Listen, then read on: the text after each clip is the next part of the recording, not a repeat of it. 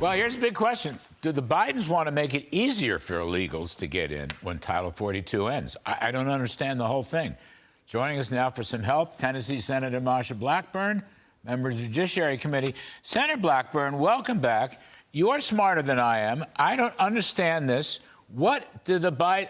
I mean, I read stuff. They're opening up welcome centers in Latin America. They're reclassifying people for asylum purposes. What is going on here? Are there going to be more or less after Title 42? Larry, what they're seeking to do is find new ways to make illegal entry legal so that they can say, look at us, we have solved this problem. And whether it is using an app on your iPhone to apply in advance and say, hey, look out for me, I'm coming, or to open a welcome center somewhere in Latin America so that you go there first and then they can say, oh, here they come, but they've already met all the tests. So this is what they're trying to do. They're trying to find ways to say, we have made illegal entry legal. And Larry, here's the deal. They should be working with us to overhaul the nation's immigration system. They should be working with us to make certain that people who overstay their visas leave the country. They should be working with us to say, here is a work visa program. If you want to come, this is the way to do it. But, oh, no, they don't want to do that.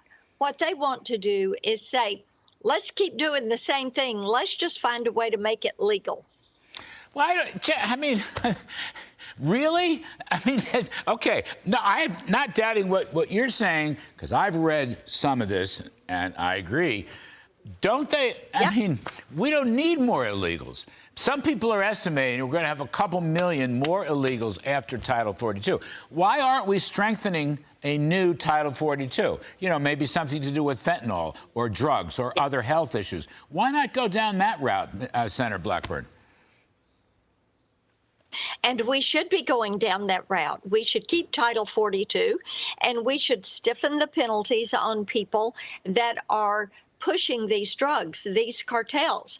Indeed, we have legislation that would recognize these cartels as terrorist groups and organizations, which we should do. We should recognize that what they're doing is carrying out a drug war on our people. And Larry, it's really interesting to me.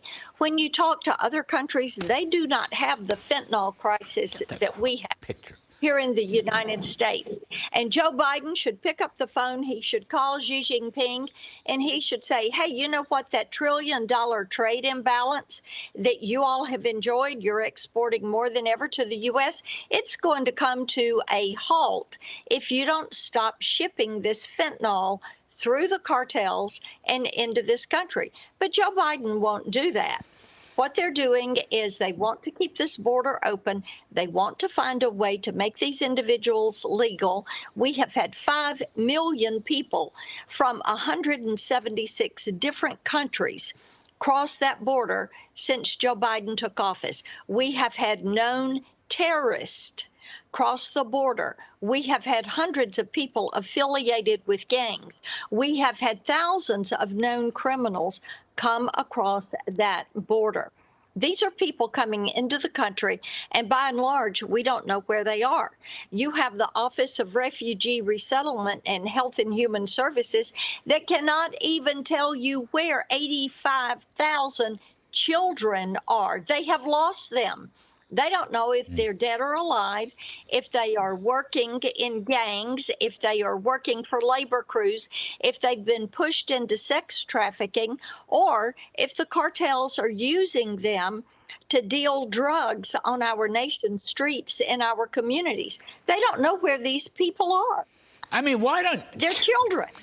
You know, I don't see Biden putting any heat on Mexican President AMLO the way Trump did. No heat, whether it's tariffs or security or whatever. I mean, I don't see Biden even hinting that we would use our military to go into Mexico and take out some of these cartel drug factories. We're not putting any heat on them. AMLO's not giving us any help anymore. Remain in Mexico's not on the table. And again, I don't see Biden revising Title 42 to make it even tougher, which he could do, Senator Blackburn. It wouldn't be that hard. This is about health issues. How about drugs, for example, the point you made with China. But AMLO, he's not helping us. Biden should be pounding him, and he's not. He's just standing by, letting another couple million people going to come in. And then God knows where they're going to go. They're going to come here to New York. We can't afford them. Even our own liberal mayor doesn't want them anymore because he doesn't have the money to house them. You're right. But, Larry, under President Donald Trump, our allies knew they were our allies, and our enemies feared us. And they knew if they crossed President Donald Trump, there would be hell to pay.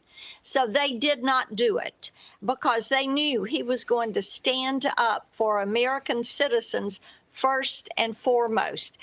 Xi Jinping wouldn't have done this under Donald Trump. AMLO wouldn't have done this under Donald Trump. They knew better than to do this. Our allies knew we were with them, and our enemies feared us. You know, one other thing, Senator, you were mentioning the trade deal, the U.S.-China trade deal. It's very interesting. I just saw some numbers by a very reliable source. China did not buy American agriculture commodities. If you look at the chart, the line has gone down. The commodity purchase line is. This was like key. The one thing that we thought was going to be relatively simple, we set targets for commodity purchases by China. So we would export and they would import, and it would help the balance of trade. Guess what? They never did. I thought the tough stuff was going to be, intellectual property theft and technology. No, we didn't even get that. We never even got that. And the Bidens have the same numbers, obviously, and they don't utter a peep. Not a single peep when they meet with China, either with President or, Secretary of State, Dirty Tricks, Blinken. They don't. It's just like nothing happens here. Nothing. No retribution. No, nothing. That's America's right. weak. And we're like a paper tiger. Right. Yes, and when I talk with farmers here in Tennessee, as I was doing this week over in West Tennessee, they will tell you whether it is cotton or soy that China is not keeping their deal. On pork, they're not keeping their deal. And they keep saying, President Donald Trump, we did better under him than anybody. And they are so distraught that nothing is being done for them on the trade deals. Biden is not going to bat for them. And they would like to have a president and a USDA that would go to bat for them and say to the Chinese, look, you're importing all of this, that $1 trillion trade imbalance. You need to be buying these ag products from us, and you need to keep your end of the bargain on this. But they are not doing it, and we are not holding them to account. And it is our farmers, our production farmers in this country who are suffering.